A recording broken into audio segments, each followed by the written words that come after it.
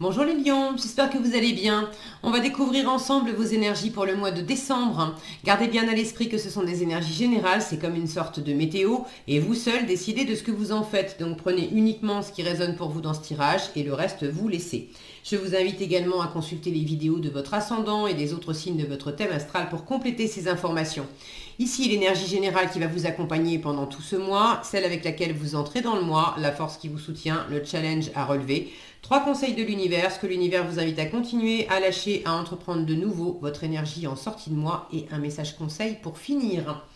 Les jeux que j'utilise dans ce tirage sont le Cosmic Cycle Tarot, le tarot histoire de sorcière et les cartes des anges de lumière.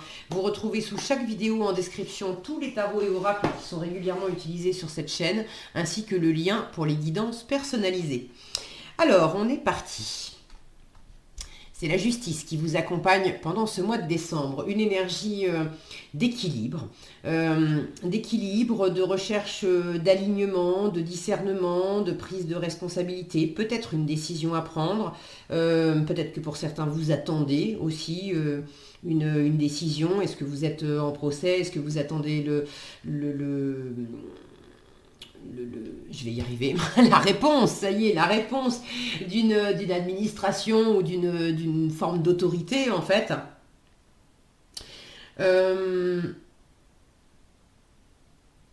Bon, on va voir comment ça s'équilibre avec cette comment ça s'équilibre avec cette justice. Regardez, dès le début, vous avez un 2 de denier. Donc il y a vraiment une notion là de peser aussi peut-être les choses, de peser le pour et le contre, de faire au mieux avec deux options. Bon. Alors, 4 d'épée, 2 de denier. Le monde et le roi de bâton. L'empereur et le monde. Le 8 de bâton et le page d'épée, le 3 de bâton et le magicien, le fou et le 7 d'épée, et pour finir, la justice encore et la grande prêtresse. Alors, vous voyez tout? Oui. Alors, il y a pas mal d'arcanes majeures. Vous avez plus d'arcanes majeures que les autres signes, que tous les signes que j'ai fait jusqu'à présent. Combien il y en a? 1, 2, 3. Alors, le monde, vous l'avez 2 fois. 3, 4, 5 et 6. C'est pas mal. Alors, les arcanes majeures, la présence d'arcanes majeures indique qu'il y a quand même quelque chose d'assez profond dans votre tirage, que les énergies sont aussi assez fortes et du coup peuvent s'étaler au-delà de décembre, commencer avant et s'étirer après. Ce sont des énergies assez profondes. Je vous disais, là on vous parle de... Il y a un côté existentiel. Et alors, il y a un côté existentiel, il y a un côté miroir aussi. Là, j'ai 2 fois le monde, de part et d'autre, en miroir, en force et en challenge. Alors en force en énergie principale et en challenge en énergie secondaire. Et là où j'ai encore un effet miroir, c'est avec le roi de bâton et l'empereur. Alors c'est pas exactement les mêmes, mais le roi de bâton, je le vois comme un mini empereur. Et là aussi, je les ai en miroir en énergie secondaire, en énergie principale. Donc avec cette justice au milieu qui cherche à peser les choses et à trancher, vous avez... j'ai la notion là-dedans, c'est d'un pied sur l'autre en fait. De chercher l'équilibre, de chercher à décider, de chercher à discerner. Il y a un choix à faire, possiblement. Là, c'est j'y vais pas. Je déménage pas. Je m'engage avec cette personne, je m'engage pas. Je pars en vacances, je pars pas en vacances. Je vais à cet endroit, je vais pas à cet endroit. Je fais ce job, je fais pas ce job. Il y a vraiment à la fois une notion d'envie, de projet, d'un côté vous vous projetez, puis d'un autre côté vous passez pas à l'action, vous avez du mal à... C'est comme si d'un côté vous disiez ah oui ça me plaît, j'en rêve, j'ai envie de faire tel projet, mais tant qu'il s'agit d'en parler, ça va, et puis quand il s'agit de le faire et de se laisser aller et d'y aller,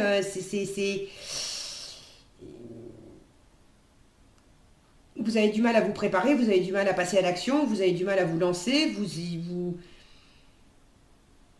c'est un peu aussi le côté tout l'un ou tout l'autre.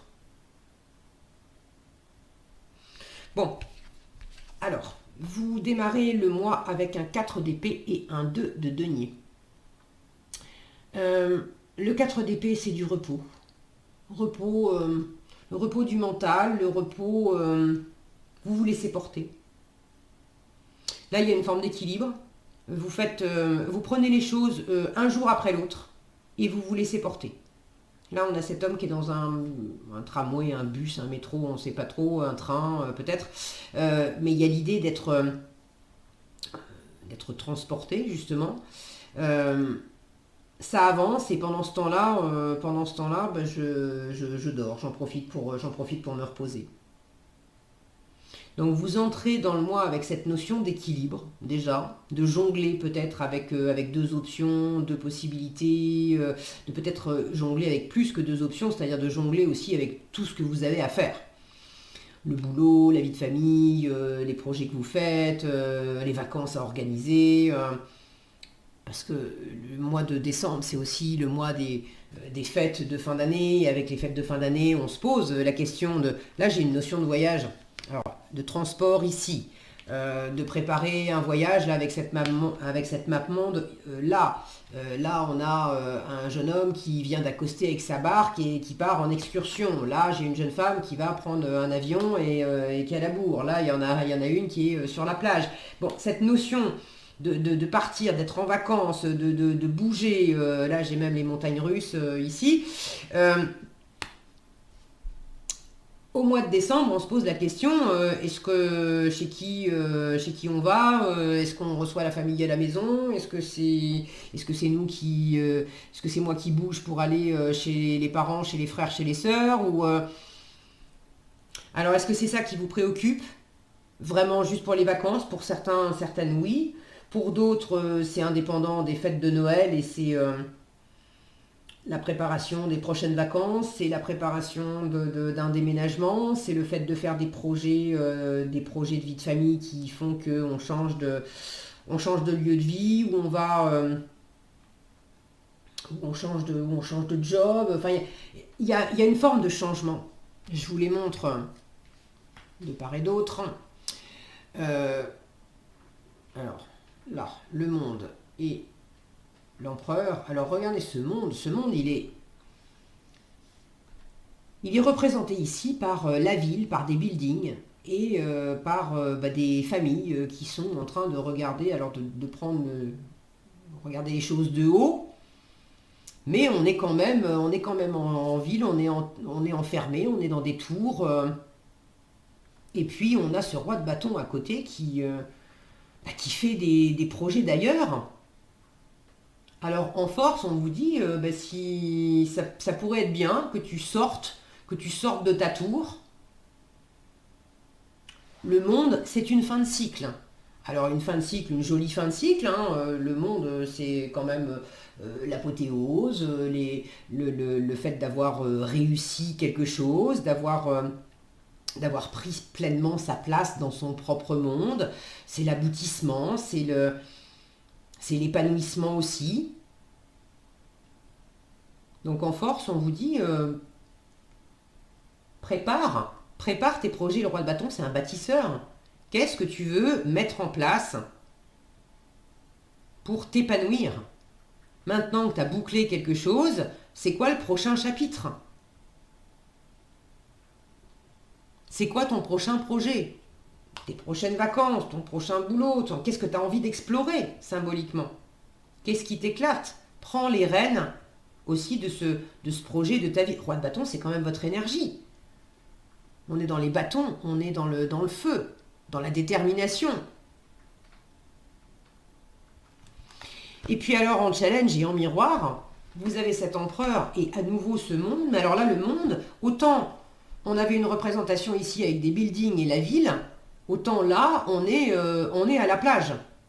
Là, on a une notion de... Alors, on est dehors, mais en même temps, on est enfermé. Et ici, on est vraiment dehors et on a cette notion de liberté, de se laisser aller. Alors c'est comme si on vous disait, s'il y a quelque chose pour lequel tu te sens à l'étroit dans ta vie, tu sens que non seulement tu en as fait le tour, ça t'a apporté beaucoup de bonheur, beaucoup de satisfaction, très bien, mais tu sens que tu en as fait le tour et maintenant tu te sens à l'étroit dans quelque chose, fais des plans pour en sortir. Et en réponse, en challenge, bah oui, mais en sortir, c'est que j'ai mon boulot, j'ai mes enfants, j'ai les habitudes, j'ai le... c'est difficile pour moi de... C'est difficile pour moi de me laisser aller, c'est difficile pour moi de m'arrêter, c'est difficile pour moi de prendre des vacances. Alors, que ça soit difficile pour un lion de s'arrêter de bosser et de prendre des vacances, ça, oui, un peu. Parce que vous êtes des bosseurs et vous avez ce besoin-là d'aller de l'avant et de toujours faire des choses. Alors, est-ce que c'est compliqué pour vous de vous laisser aller? Est-ce que c'est... Il peut y avoir une question de confiance aussi. Le roi de bâton, je le vois comme un mini-empereur. Alors, il ne s'agit peut-être pas de forcer les choses avec l'empereur. L'empereur mal aspecté, il va être justement... il ne va pas proposer des projets. Il va imposer des projets. Est-ce que vous bossez trop? Est-ce que vous n'avez pas de... Vous n'arrivez pas à trouver l'équilibre entre la vie de famille et la vie professionnelle? Vous n'arrivez pas à vous décider vous-même pour un équilibre pour vous parce que quelque part, vous n'osez pas vous investir pleinement dans quelque chose ou vous n'osez pas au contraire boucler un cycle, il y a quelque chose que vous avez du mal à lâcher?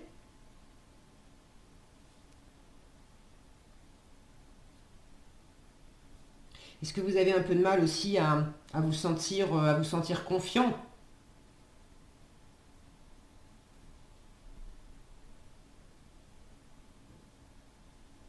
Là, j'ai vraiment une notion très, très agréable et très chaleureuse. On est ensemble, on est bien, on a ce père de famille alors qui sort du boulot, on sent qu'il est à sa pause là, et puis il emmène la petite prendre une glace, et puis il arrive à être très occupé à faire plein de choses aussi en même temps, il est au téléphone aussi, bon. Mais il y a une notion de je sais prendre du temps pour moi, je sais aussi me prendre des bulles, des bulles de satisfaction, de plaisir, de pause, de me laisser aller, de surfer ce courant d'air là qui emmène le chapeau, c'est symboliquement de m'aérer l'esprit aussi. Et là, on a un côté un peu plus stratège d'ailleurs. Alors il y a peut-être également un équilibre à trouver entre ce côté où on se laisse porter, que je vous mentionnais dès le début du tirage, un côté où on se laisse porter et un côté où au contraire on prévoit un peu. Je retrouve les deux mêmes énergies ensemble ici, dans ce qu'on vous invite à entreprendre de nouveau, le fou et le 7 d'épée. Avec le fou, on se lance. Alors, c'est pas complètement on se laisse aller. Disons qu'on arrête on arrête de freiner. On se lance vraiment pour quelque part se laisser porter aussi après. Le fou, c'est aide-toi d'abord et le ciel t'aidera ensuite. Donc avec le fou, on vous demande, l'univers vous demande de montrer la voie en faisant un pas décisif pour aller vraiment vers ce qui vous plaît. C'est comme si l'univers vous disait, à travers une action, montre-moi vers où, vers qui, vers quoi tu veux aller. Et une fois que tu m'auras montré à travers une action décisive, ensuite, moi, tu pourras te laisser porter parce que je vais te mettre les bonnes personnes et les bonnes situations sur ta route. Mais c'est à toi de me montrer au départ, tu vois, de me montrer où est-ce que tu veux aller.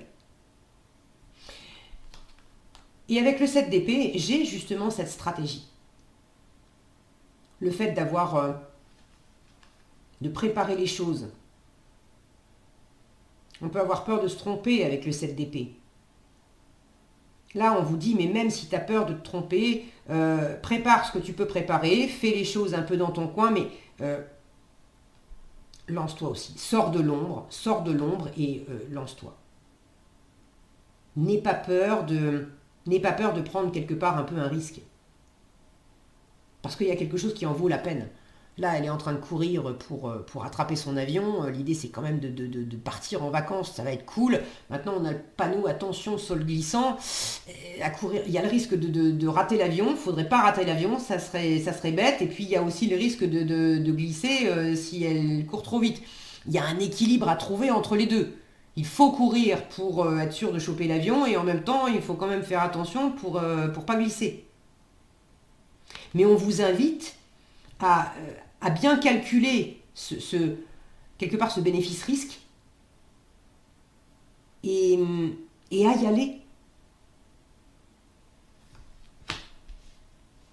Alors, à continuer, sous-entendu, vous avez déjà commencé.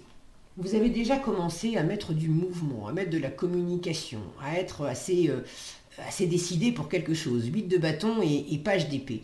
Vous avez commencé, le page d'épée c'est un début, hein, c'est l'étudiant du tarot, c'est celui qui apprend, qui a des idées neuves, qui est très vif d'esprit d'ailleurs. Le 8 de bâton, c'est beaucoup d'animation, beaucoup de mouvement, beaucoup de communication. C'est une espèce de mini tornade. Alors là, c'est représenté par des montagnes russes. C'est ça, le 8 de bâton, on est vraiment... quand on est monté dans le chariot du 8 de bâton, ça secoue un peu dans tous les sens. Et puis là, il y a le côté d'oser faire un truc qui vous secoue un peu, où justement ça monte et ça descend, et puis vous en apprenez des choses.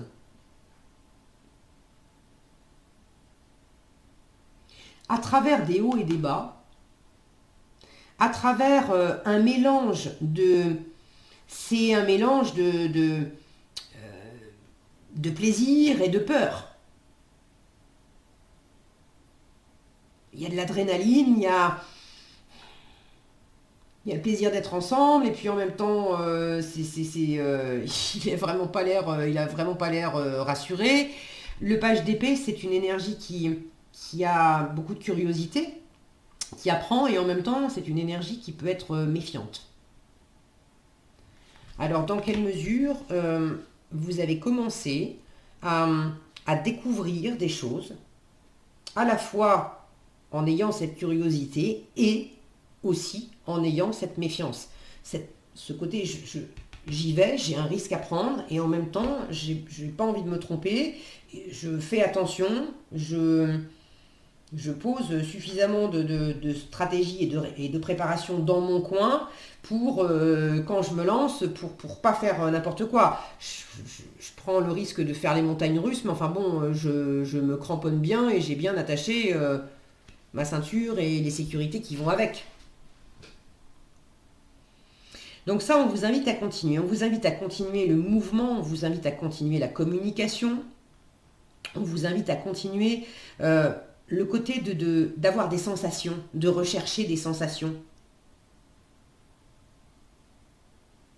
Parce qu'il y a quelque chose qui est trop...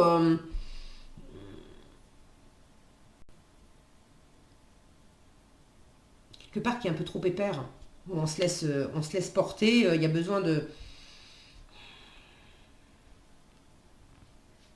Il y a un dynamisme qui manque. Le monde, c'est aussi une énergie qui brille, qui rayonne, on prend sa place. Vous aimez ça, les lions, prendre votre place, briller, rayonner, réussir, avoir de l'ambition, qu'on vous voit, qu'on vous remarque, avoir de la reconnaissance. Ça fait partie de votre nature, ça. Et dans quelle mesure il y a des moments où c'est un peu... où ça a été un peu mis en berne,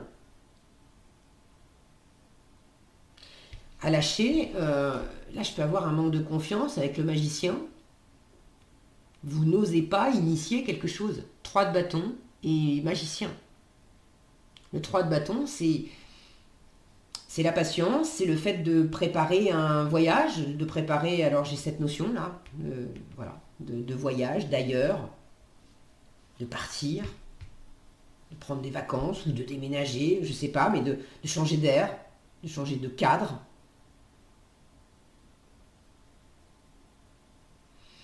Le magicien, c'est celui qui se lance, qui a tout ce qu'il faut pour lui pour réussir.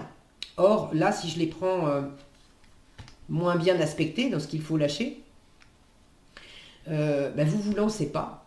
Vous préparez pas une nouvelle aventure. Vous en parlez, mais vous avez du mal à faire. On parle de prendre des vacances. Ah, ça sera bien quand on sera sur la plage, mais on n'y va pas sur la plage. Pour l'instant, c'est pas, on n'a pas fait le pas vraiment pour prendre le large, pour partir en voyage, pour changer d'air, pour vivre une nouvelle aventure, faire de nouvelles expériences. Donc là, on vous dit arrête de te retenir. Arrête de te retenir. Que vous ayez besoin de prendre des informations.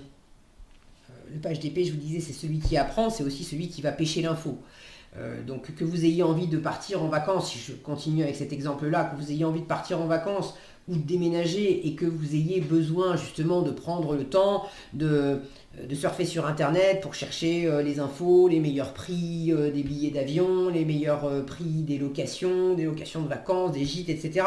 Ok, très bien, mais il y a un moment où il va aussi falloir acter, se lancer, signer un contrat, prendre le billet et dire ça y est, c'est acté, on y va.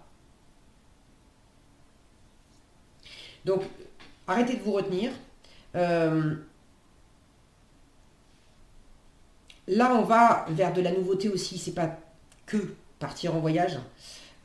Ça peut être de la nouveauté à travers un travail ou bon, vous savez mieux que moi. N'hésitez pas si vous avez envie de partager dans les commentaires comment vous vivez cette nouveauté, quelles décisions vous pouvez avoir à prendre. Je suis toujours ravie de vous lire et ça peut être intéressant d'avoir vos différents retours parce que vous n'allez pas vivre les choses de la même façon, même en ayant une énergie commune. Là, il y a de la nouveauté à initier et l'empereur, il peut être assez conservateur. Donc à la fois, vous avez envie de faire des plans pour bâtir et en même temps, il y a une part de vous qui est attachée aux choses telles que vous les avez vécues jusqu'à présent, parce que vous avez vos repères, vous avez votre petit train-train, votre zone de confort et de sécurité. Vous avez également cette assise, cette confiance intérieure, justement parce que vous maîtrisez votre environnement, vous connaissez bien. Si vous sortez de votre zone de confort, vous allez avoir forcément moins de maîtrise et moins d'expérience, puisque vous allez dans un espace inconnu. Et là, il y a une part de vous qui rechigne peut-être à ça, à avoir moins de contrôle sur les choses en vous aventurant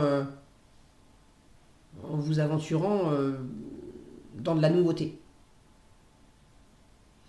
Bon, le message est clair, on vous dit lâche la pédale de frein. Il s'agit vraiment d'y aller.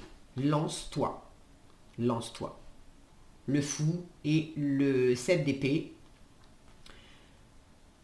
Fais ce fameux pas décisif. Allège-toi, libère-toi. Prends des vacances si tu as trop bossé, si tu en as besoin, si tu as besoin de changer d'air. Aère-toi l'esprit. Prends de la hauteur sur les choses. Il y a vraiment cette notion aussi de courir, d'aller vite, mets du dynamisme là-dedans. Réveille-toi et bouge.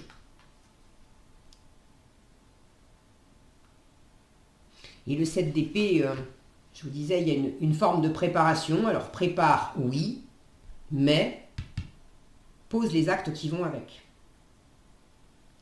N'aie pas peur de te tromper en fait. N'aie pas peur de prendre un risque. Oui, le sol est glissant. Oui, il y a une possibilité qu'elle finisse par terre. Mais c'est pas parce qu'il y a une possibilité qu'elle finisse par terre que forcément ça va se produire. Donc acceptez aussi de vous aventurer sur un terrain glissant en fait.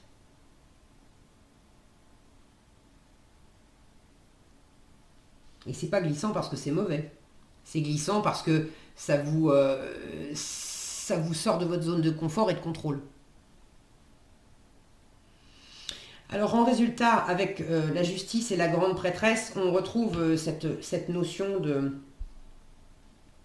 d'entre-deux. Alors là, j'ai le côté très, très intellectuel, et puis le côté beaucoup plus intuitif de la grande prêtresse. En résultat, est-ce que vous êtes vraiment décidé? Il y a le fait d'avoir un équilibre entre le mental, les épées là, la justice là, le côté où on prépare, on est rationnel, on pose les plans, et puis le côté beaucoup plus intuitif, le fou, la grande prêtresse, où on se lance parce qu'il y a un truc qui nous dit c'est par là. On ne sait pas ce que ça va donner, mais on a besoin de se lancer. Il faut le faire. Donc en résultat, il est probable que vous vous lanciez en suivant votre intuition. Il est probable que vous preniez une décision aussi en suivant votre intuition. Pour d'autres, il peut y avoir la décision de se former, d'apprendre quelque chose. Pourquoi pas la décision de transmettre aussi du savoir, parce que cette grande prêtresse, elle apprend et elle transmet, il y a beaucoup de sagesse.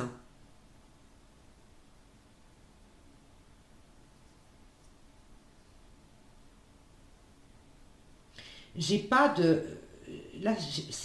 énergies d'action. On vous dit de bouger, là, on vous dit de vous lancer, d'avoir ce côté pas décisif. Maintenant, est-ce que c'est véritablement dans la matière?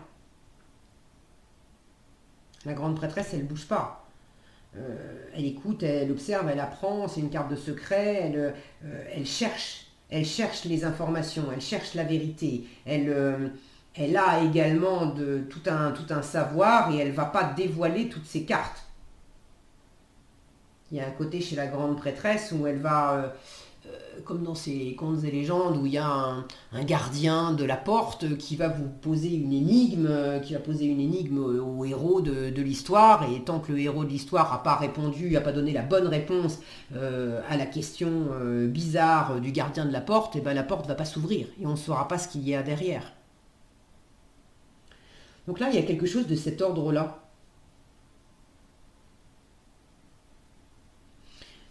Là, j'ai quand même deux personnes qui visiblement sont pas d'accord et qui se chamaillent. Il y a le fait de prendre le temps aussi en résultat, de laisser poser les chamailleries. Et les chamailleries, peut-être que c'est avec votre environnement, mais j'ai l'impression que c'est d'abord en vous, qu'il y a deux voix en vous, des ombres, des parts d'ombre en vous, qui disent je vais y aller, mais en même temps non, mais oui, mais non, je peux, mais je peux pas, on le fait, on le fait pas.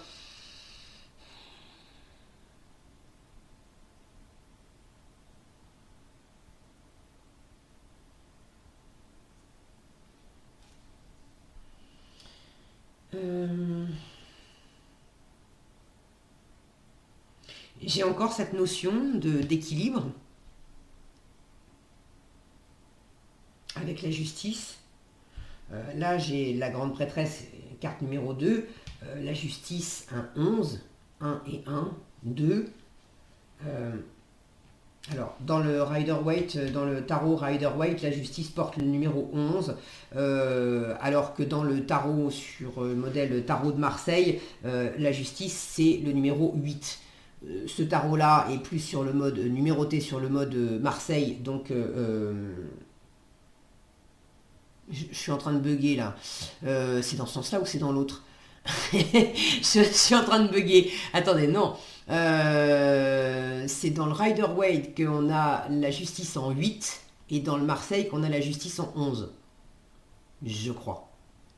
Bon, ben, vous voyez, c'est fou, hein, comme des fois on a des évidences, des trucs qu'on connaît par cœur d'habitude, et puis tout d'un coup on bug et on ne sait plus. Et ben, je vérifierai, il me semble bien que c'est 8, la justice 8 pour le Rider-Waite et 11 pour le Marseille. Mais c'est peut-être aussi dans le sens, je sais plus. Bref, c'est aussi à l'image du tirage. Est-ce que c'est dans un sens ou est-ce que c'est dans l'autre? J'ai les mêmes choses. C'est dans ce sens-là ou c'est dans ce sens-là? Je sais plus. Il y a quelque chose de cet ordre-là dans votre énergie. Est-ce que je prends d'abord ça et ensuite ça, ou est-ce que je prends d'abord ça et ensuite ça? Mais au bout du compte, j'ai les deux mêmes ingrédients et au bout du compte, je jongle avec les deux, mais il y a quelque chose, pour moi, tout n'est pas clair en fin de mois. À propos de cet alignement, de cette décision, de cette responsabilité à prendre,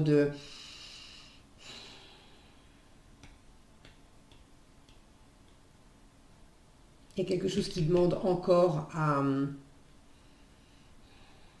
décanter, à être écouté, mais écouté pas que dans l'intellect, écouté aussi en descendant au fond de vous. Peut-être des choses aussi, des éléments qui vous échappent dans la matière. Il y a des choses à découvrir en vous, mais il y a peut-être aussi des choses à découvrir dans la matière. Vous n'avez peut-être pas tous les éléments. Le fou, c'est une carte qui dit lance-toi, même si tu sais pas. Tu sais pas ce qui va advenir après. T'essayes de préparer les choses au mieux, mais t'as pas tous les éléments. Mais il faut pas que ça t'empêche d'y aller.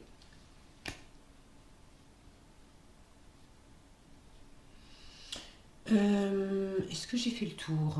Je crois.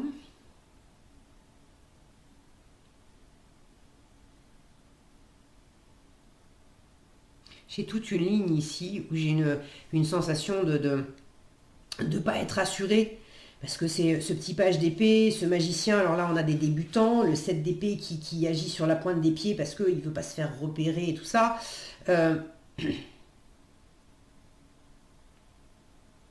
C'est comme si